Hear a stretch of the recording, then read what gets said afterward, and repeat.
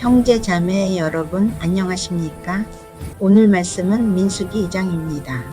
오직 표대를 향하여 그리스도 예수 안에서 하나님이 위에서 부르신 부름의 상을 받으려고 달려가노라. 이스라엘 백성들이 깃발을 바라보며 행진했듯이 오늘 우리도 이 부름의 상이라는 표대를 바라보며 말씀 속으로 들어가 보겠습니다. 깃발이 들려 올려지는 순간 광야 한가운데서 갑자기 각 지파의 깃발이 바람을 가르며 올라갑니다. 유다의 깃발, 르우벤의 깃발, 에브라임의 깃발, 단 지파의 깃발, 그리고 그들의 시선이 한 곳으로 향합니다. 하나님의 거룩한 성막은 그들 가운데 있었습니다. 그분의 임재가 길을 열면 백성은 각자의 자리를 찾아 움직이기 시작합니다. 민수기 2장은 우리에게 어디에 서야 하는가, 누구 아래로 모여야 하는가를 묻는 정체성과 사명의 장입니다. 깃발이 들려 올려지고 백성이 움직이기 시작한 그 순간 이제 질문은 하나입니다. 누가 그 자리를 정했는가? 1절과 2절을 보십시오. 여호와께서 모세와 아론에게 말씀하여 이르시되 이스라엘 자손은 각각 자기의 진영의 군기와 자기의 조상의 가문의 기호 곁에 진을 치되. 여호와께서 말씀하여 이르시되 하나님께서 자리를 정하셨습니다. 이때 하나님은 각 지파에게 자기 깃발 곁에 진을 치라고 명령하셨습니다. 여기 사용된 히브리어 대겔은 가장 일반적으로 깃발, 군기, 군대의 깃발을 뜻합니다. 이것은 단순한 장식이 아닙니다. 군기와 표식 그리고 소속을 분명히 드러내는 기호입니다. 이 깃발은 그들의 정체성이자 각 지파가 어디에 속하는지를 알려주는 표지판이었습니다. 아무리 광야가 혼란스러워도 이 깃발만 보면 내 자리가 어디인지 알 수 있었습니다. 깃발은 하나님이 지파마다 주신 독특한 부르심과 사명을 상징합니다. 이 명령 안에는 우리를 향한 하나님의 마음이 담겨 있습니다. 너는 아무데나 속한 존재가 아니다. 내가 너를 세워둔 자리가 있다. 너를 불러둔 위치가 있다. 너에게 맡긴 역할이 있다. 이것이 깃발 곁에 진을 치라는 말씀이 품고 있는 깊은 의미입니다. 오늘날 우리의 대결은 무엇입니까? 광야 같은 세상을 헤쳐나가는 우리 믿음의 깃발은 바로 예수 그리스도의 십자가입니다.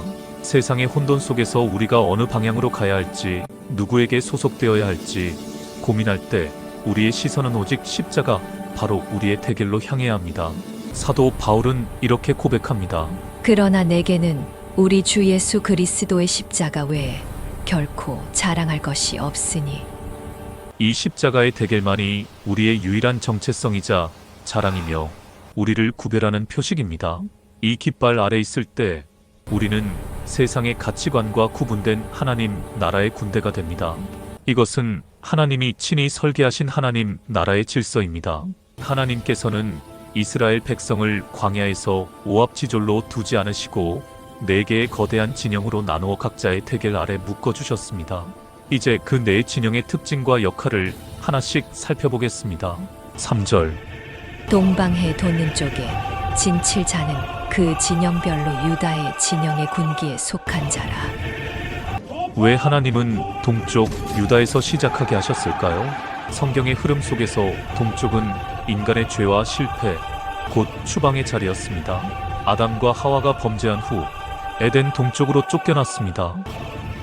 가인도 여호와 앞을 떠나 에덴 동쪽 놋 땅으로 갔고, 바벨탑 사건 역시 사람들이 동쪽으로 이동하다가 하나님 없이 탑을 쌓은 사건이었습니다.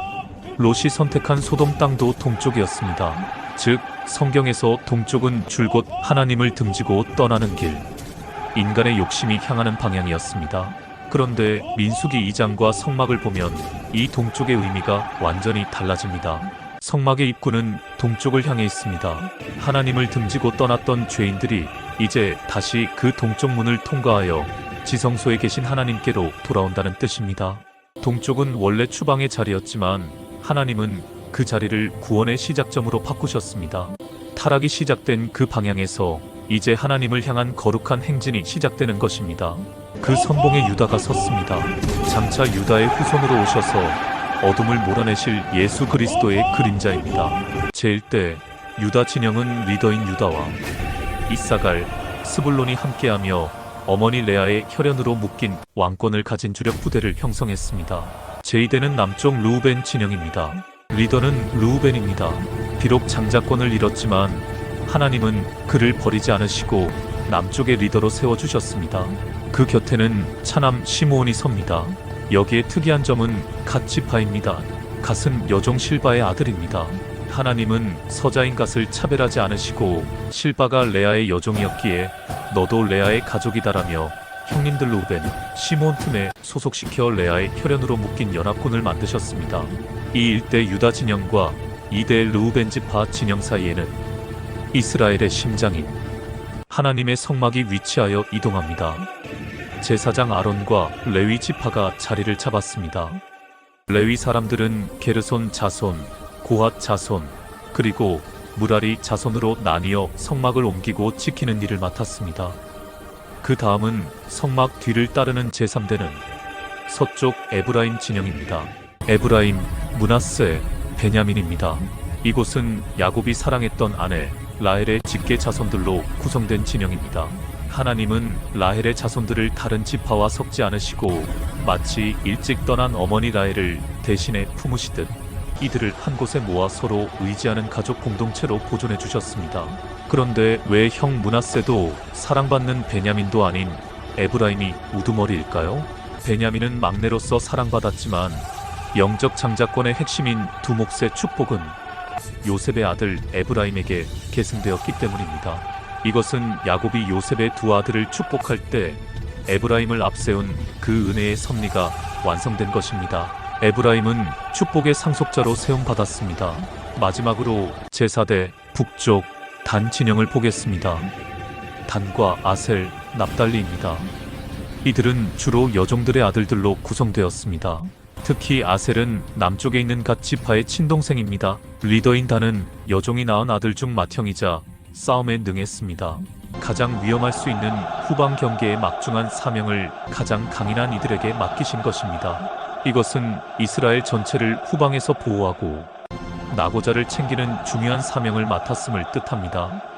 하나님께서는 단 한 명도 잃어버리지 않으시려는 목자 되신 사랑을 이 진영 배치에 담아내셨습니다. 요한복음 10장 28절 말씀입니다.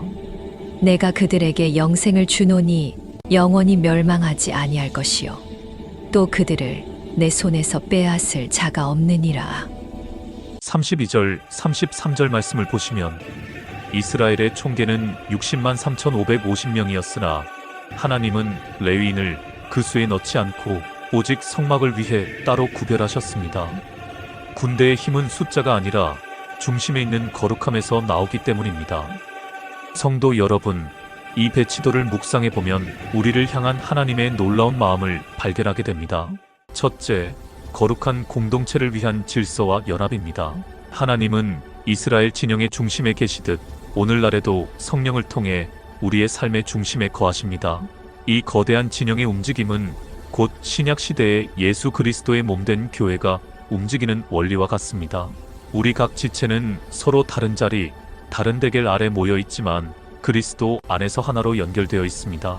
에베소서 4장 16절 말씀입니다. 그에게서 온 몸이 각 마디를 통하여 도움을 받음으로 연결되고 결합되어 사랑 안에서 스스로 세우느니라. 내 자리가 어디든 중요하지 않습니다. 중요한 것은 중심에 계신 그리스도와 연결되어 각자의 역할을 충실히 수행하는 것입니다. 둘째, 상처와 약함까지 품으시는 하나님의 위로입니다. 여기서 우리는 레아와 라헬의 자손 배치에서 하나님의 세밀한 위로를 발견하게 됩니다. 하나님은 평생 남편의 사랑을 받지 못해 외로웠던 레아의 아들들을 이스라엘의 가장 단단한 뼈대와 기둥으로 세우셨습니다. 또한 라헬의 자손들은 흩어놓지 않으시고 서쪽 진영 한 곳에 모아 너희는 서로 의지하며 가라고 배려하셨습니다. 그리고 여종의 아들들인 갓과 아셀이 형제가 서로 떨어져 공동체의 빈자리를 채우는 거룩한 흩어짐의 헌신을 감당하게 하셨습니다. 그렇게 하나님은 외로운 레아에게는 든든한 기둥이 되는 복을 주셨고 사랑받은 라헬에게는 순전한 연합과 번성의 복을 주셨으며 여종의 아들들에게는 빈 곳을 채우는 헌신의 복을 주셨습니다. 모든 진영의 중앙에는 회막과 레위인의 진영이 있었습니다. 우리의 가정, 직장, 신앙생활 그 모든 것이 하나님의 통치와 말씀을 중심에 둘 때에만 참된 평안을 누릴 수 있습니다. 예수 그리스도께서 우리 삶의 주인이 되실 때 비로소 완성된 구원의 길을 걸을 수 있습니다. 형제자매 여러분, 하나님의 진영 안에는 위로가 있고 사랑이 있고 사명이 있습니다. 이 모든 것이 합력하여 하나님의 거룩한 군대를 이루는 것입니다. 우리는 이 광야 진영의 완성이자 실체인 하나님 나라의 백성입니다. 우리는 질서의 왕이신 하나님께서 이스라엘에게 주신 이 완벽한 진영 배치를 통해 우리 삶의 중심에 무엇을 두어야 하는지, 그리고 혼돈 속에서 어떻게 흔들림 없는 승리의 행진을 할 수 있는지에 대한 가장 역동적인 청사진을 가슴에 품고 힘차게 나아갑시다. 오직 너희는 택하신 족속이요 왕같은 제사장들이요 거룩한 나라요. 이것이 바로 우리가 살아가야 할 사명입니다. 여러분의 자리, 여러분의 대계를 확신하십시오. 하나님께서 여러분을 세우신 그 자리가 바로 가장 거룩하고 중요한 사명의 자리입니다. 이 믿음으로 광야를 정복의 땅으로 바꾸어 나가는 신자가 되시기를 바랍니다. 마지막 34절입니다. 이스라엘 자손이 여호와께서 모세에게 명령하신 대로 다 준행하여 각기 종족과 조상의 가문에 따르며 자기들의 길을 따라 진치기도 하며 행진하기도 하였더라. 우리는 하나님의 방법대로 질서를 세울 때 비로소 하나님의 목적대로 행진할 수 있다는 복음적 진리를 선포합니다. 하나님의 진영 안에는 위로와 사랑, 사명이 있습니다. 우리 모두는 왕같은 제사장으로 부름을 받았습니다. 우리의 삶의 중심에 예수 그리스도의 대계를 세울 때 우리는 명확한 표대를 가지고 승리의 행진을 할 수 있습니다. 빌립보서 3장 14절 말씀입니다. 오직 표대를 향하여 그리스도 예수 안에서 하나님이 위에서 부르신 부름의 상을 받으려고 달려가노라. 민수기 2장의 행진이 약속의 땅을 향한 순종이었다면 우리의 삶은 영원한 부름의 상을 향한 거룩한 경주입니다. 여러분의 자리, 여러분의 대계를 확신하십시오. 하나님께서 여러분을 세우신 그 자리가 바로 가장 거룩하고 중요한 사명의 자리입니다. 가정에서 부부와 자녀가 함께 주님께 나아가는 시간을 마련하고 말씀 묵상을 삶의 결정의 기준으로 삼아 하나님의 통치를 경험하기를 권면합니다. 우리들의 일터에서 내 직분이나 위치가 아무리 작아 보일지라도 그곳이 하나님이 정해주신 자리라는 소명의식을 가지고 연합하여 섬기십시오. 우리는 하나님의 방법대로 질서를 세울 때 비로소 하나님의 목적대로 행진할 수 있다는 복음적 진리를 선포합니다. 광야를 정복의 땅으로 바꾸어 나가는 신자가 되시기를 바랍니다. 기도하겠습니다. 하나님 아버지, 우리를 이스라엘의 거룩한 군대로 불러주시고 혼란스러운 광야 속에서도 십자가 아래로 우리의 확실한 자리를 지정해 주심에 감사드립니다.